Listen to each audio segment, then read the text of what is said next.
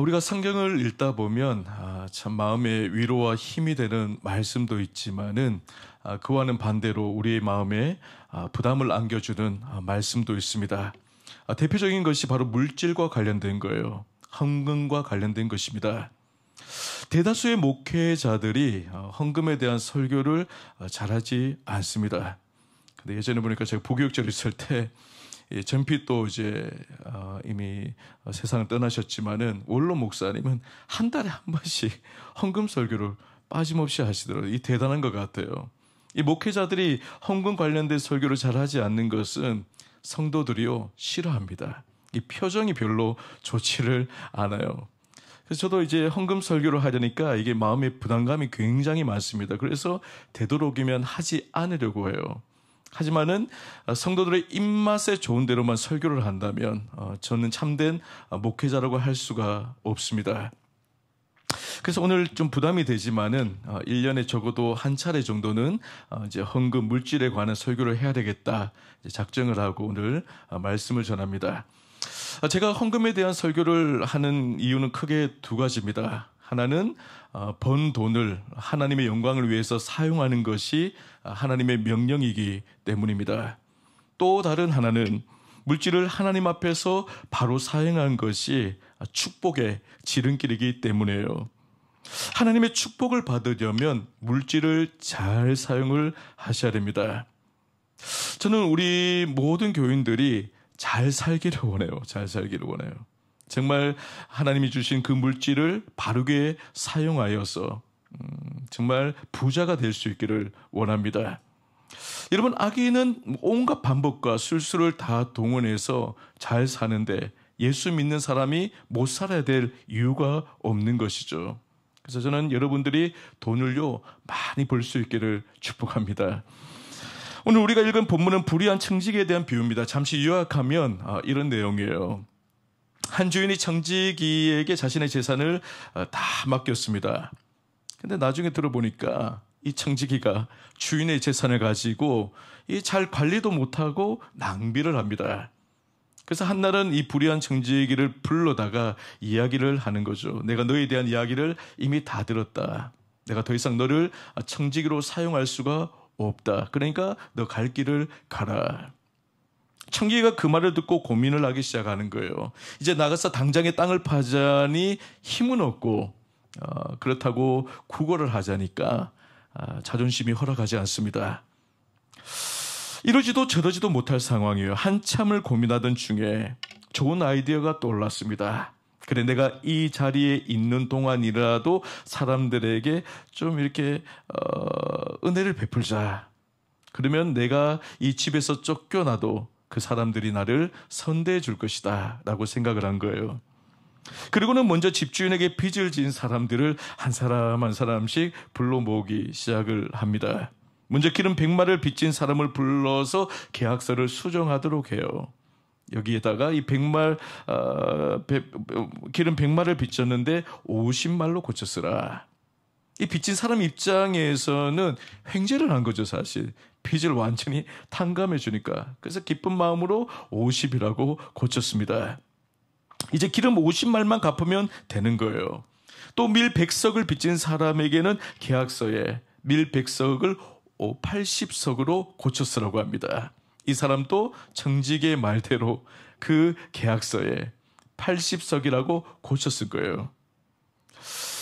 이런 식으로 주인과 거래하는 모든 상인을 불러다가 빚을 전부 탕감해 준 거죠. 깎아준 거예요. 상인들 입장에서 고마운 일입니다. 청지기는 자신이 이렇게 사람들에게 은혜를 베풀고 나면 나중에 이 집에서 나가서도 그 사람들이 자신을 선대할 것이다. 이 기대감을 가진 것이죠.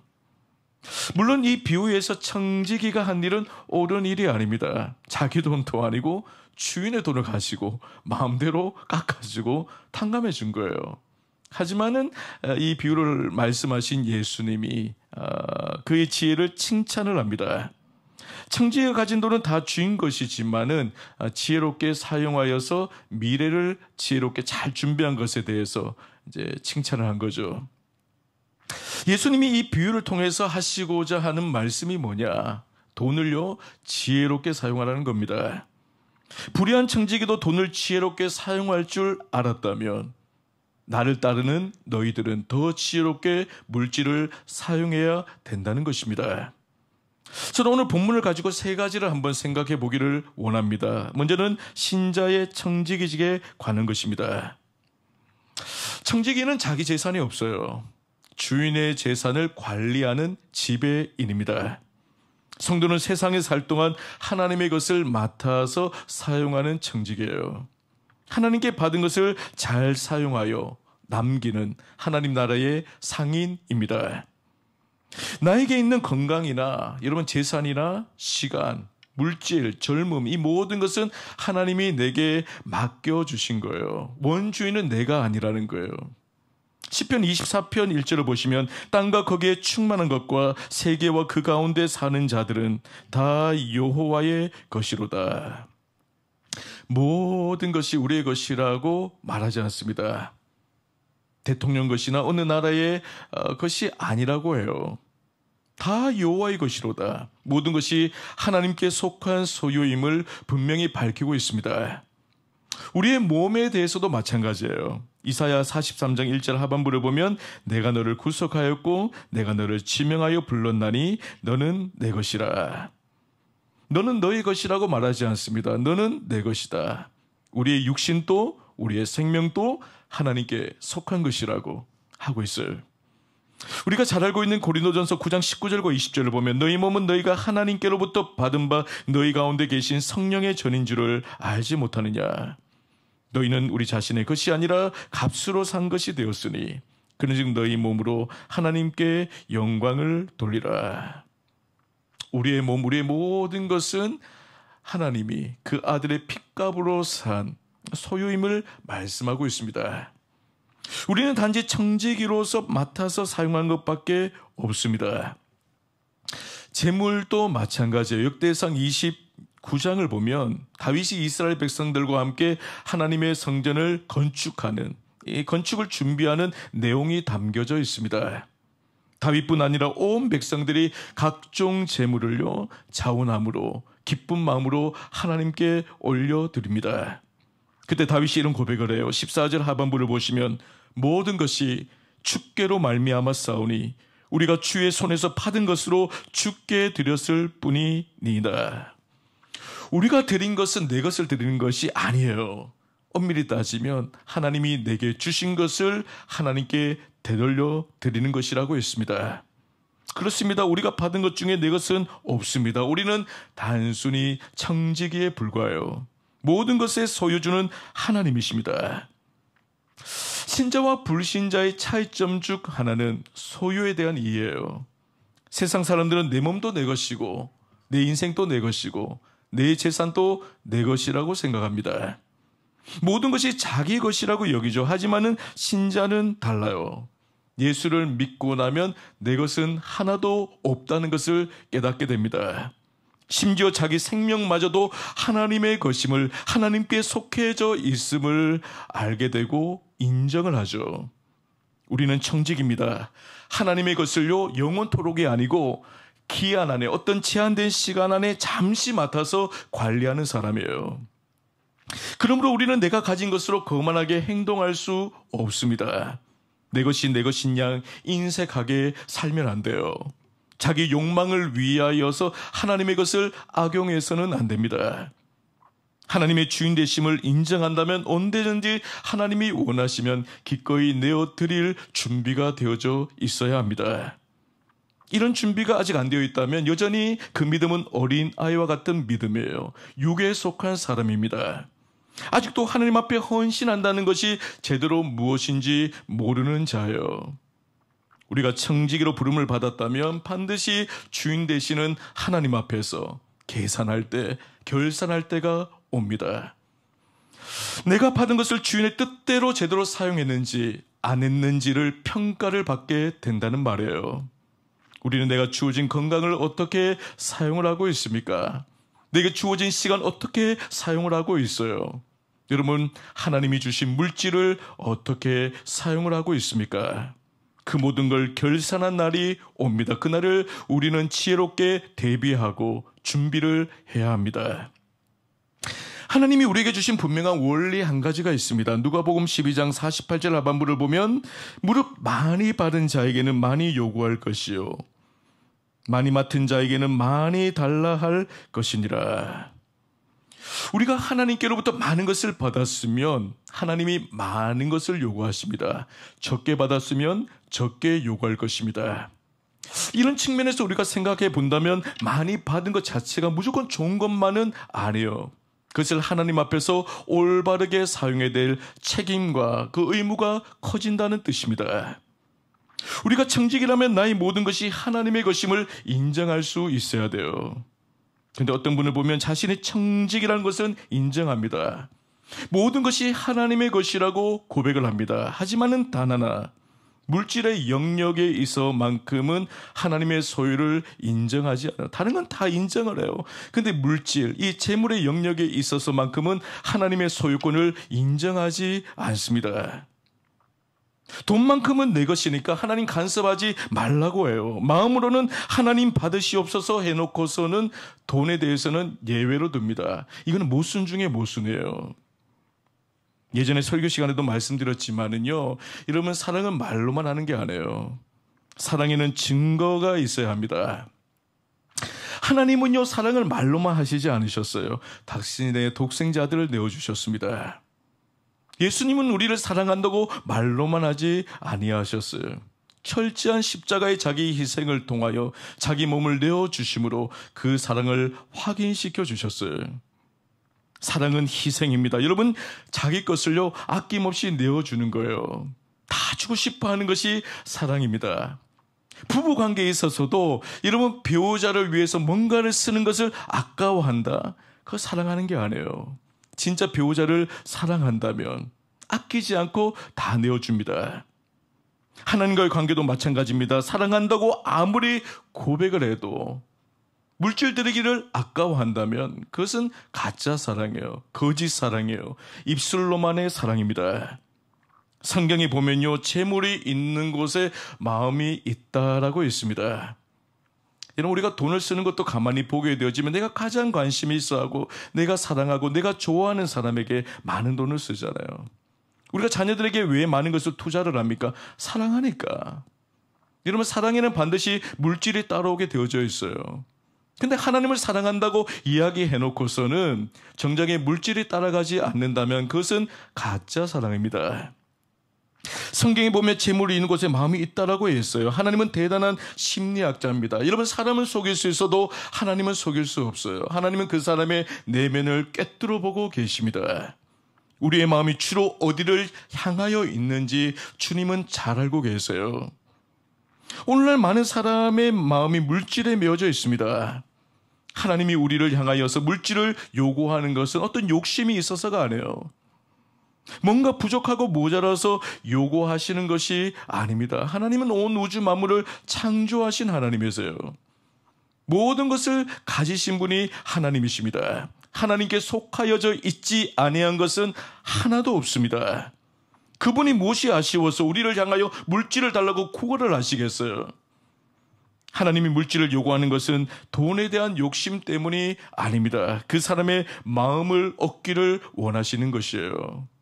좀 돈에 집착하지 말고 나를 바라보라는 것이죠. 나를 사랑하라는 것입니다. 우리는 자본주의 국가에 살고 있습니다. 여러분, 경제의 논리에 의해서 움직이는 이 사회 속에서 돈이라는 것은 막강한 힘을 가지고 있어요. 그래서 대부분의 사람이 돈에 목숨을 겁니다. 자나깨나 돈 생각이에요. 돈이야말로 인생의 목표고 인생의 전부로 여깁니다. 돈 모으는 재미로 살아가는 거예요. 근데 전도서 5장 13절을 보시면 내가 해 아래에서 큰 패단되는 일이 있는 것을 보았나니 그 소유주가 재물을 자기에게 해가 되도록 소유하는 것이라. 인생의 가장 큰 패단은 소유주가 자신에게 해가 될 정도로 많은 재산을 모으는 것이라고 했습니다. 사람들은 자기 손에 재물만 있으면 모든 걸 다 할 수 있다고 생각하는 것이 큰 패단이라는 거예요. 재물은요, 모으는 게 중요한 것이 아니라 잘 사용하는 것이 중요합니다. 이러면 돈이 가치를 발휘하는 순간은 언제나 모을 때가 아니고 그것을 잘 사용할 때 그 돈의 가치가 드러나게 되는 것이죠. 하나님이 우리에게 재산을 주신 것은, 물질을 주신 것은 잘 사용하라고 주신 거예요. 우리는 재정의 청직입니다. 물질을 잘 관리하고 사용해야 될 책임이 있습니다. 다음으로 두 번째로 우리가 살펴볼 것은 재물에 대한 성경적 가치관이에요. 세 가지로 말씀드릴 수 있습니다. 먼저 재물은 불의한 것입니다. 구절을 보면 내가 너희에게 말하노니 불의한 재물로 친구를 사귀라. 그리하면 그 재물이 없어질 때에 그들이 너희를 영주할 처소로 영접하리라. 이게 보니까 불의한 재물이라고 했어요. 또 11절에도 보면 너희가 만일 불의한 재물에도 충성하지 아니하면 누가 참된 것으로 너희에게 맡기겠느냐. 여기도 보니까 재물이 불의하다고 말씀을 합니다. 사실 여러분, 이 재물이라는 것은 선한 것도 악한 것도 아니에요. 가치 중립적인 것입니다. 그것을 어떻게 사용하느냐에 따라서 악한 것이 될 수도 있고 선한 것이 될 수도 있습니다. 근데 성경은 재물이 불의하다고 했어요. 이유가 있습니다. 여러분, 이 물질이라는 것이 흘러가는 것을 우리가 면밀히 한번 살펴보십시오. 그 돌아가는 과정을 보면 온갖 더러운 것들이 다 포함되어져 있습니다. 대체로 정직하게 땀 흘려 정직하게 일하는 사람보다는 편법과 불의를 사용하는 그 사람들에게 훨씬 더 많이 흘러가는 것을 보게 되어져요. 돈이 사용되는 것도 선한 것보다는 악한 곳에 더 많이 사용이 됩니다. 그런 의미에서 재물을 불의하다고 말씀하는 거예요. 둘째로 돈은 지극히 작은 것입니다. 10절에 보니까 지극히 작은 것에 충성된 자는 큰 것에도 충성되고 지극히 작은 것에 불의한 자는 큰 것에도 불의하니라. 놀라운 말씀을 하고 있어요. 돈을 가리켜서 지극히 작은 것이라고 했어요. 보잘것없는 것이라고 그랬어요.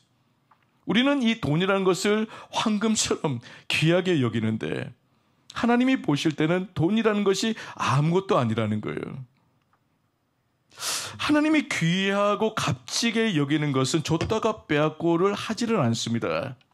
대표적인 것이 믿음이 그러하고 구원이 그러하고 영생이 그러합니다. 하나님은 우리를 한번 구원하시면 그것이 영원히 지속되게 하셔요.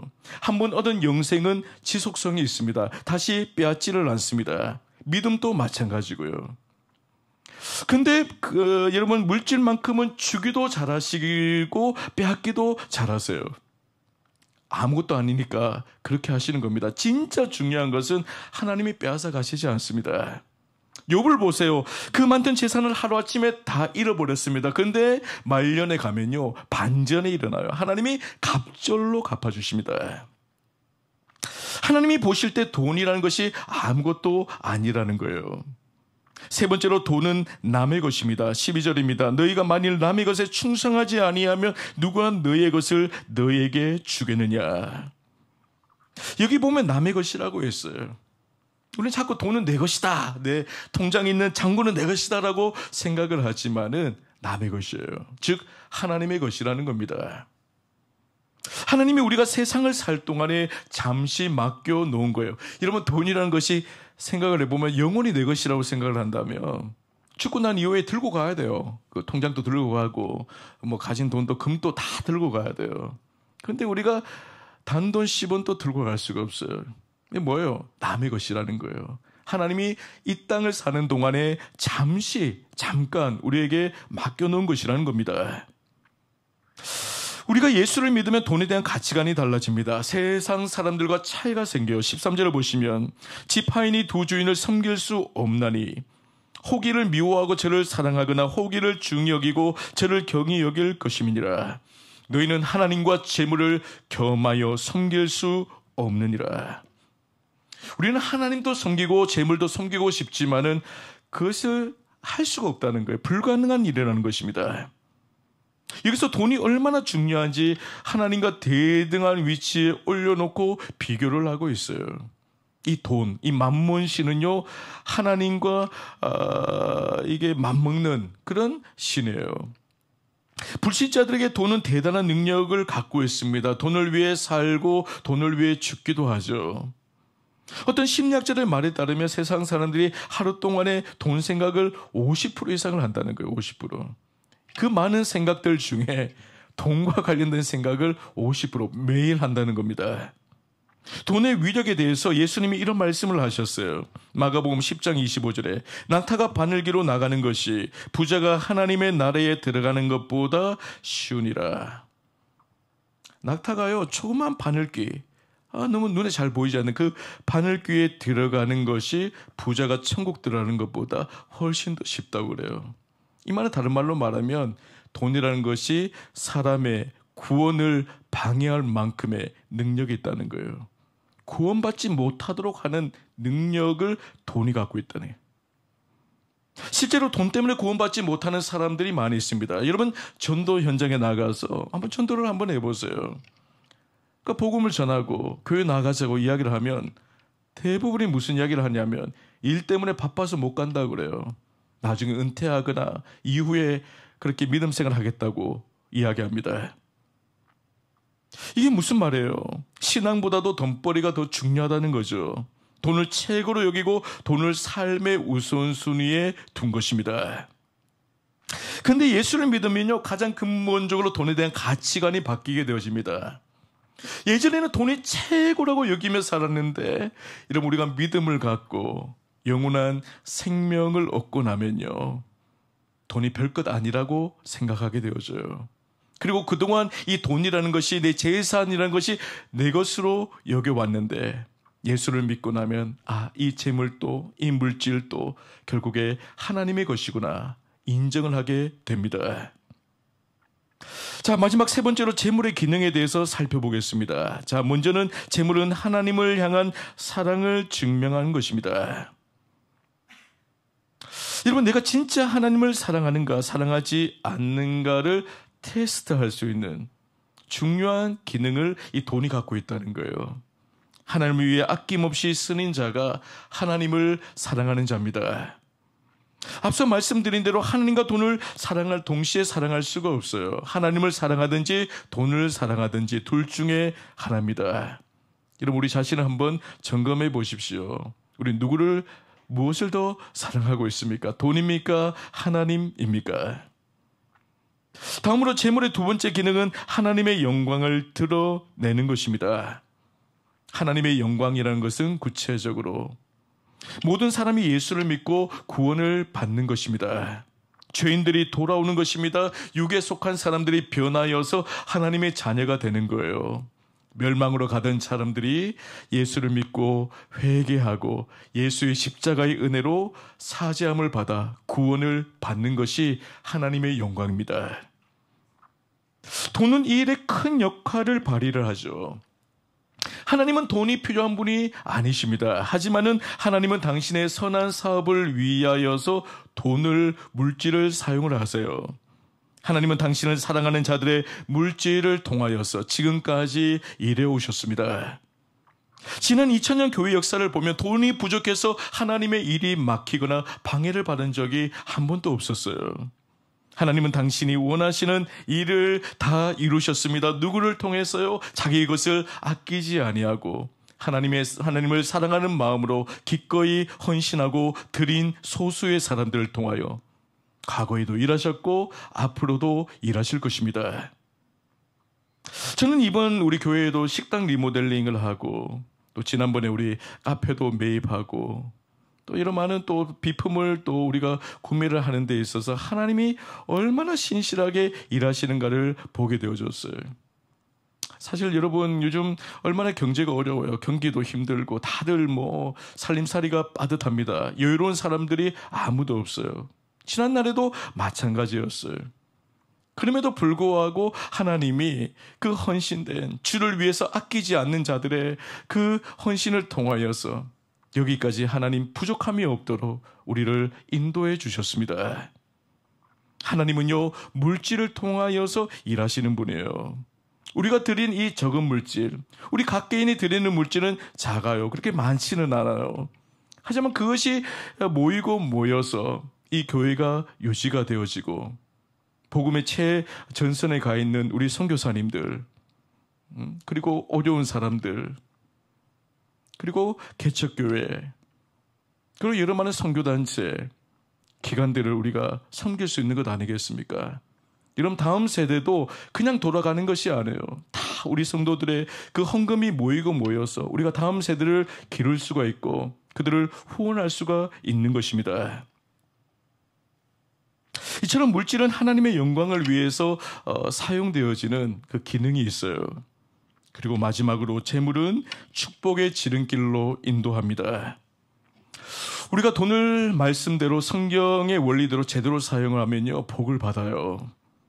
잠언 3장 9절과 10절을 보시면 내 재물과 내 소산물의 처음 익은 열매로 여호와를 공경하라. 그리하면 내 창고가 가득히 차고 내 포도즙 틀에 새 포도즙이 넘치리라. 하나님의 약속의 말씀입니다.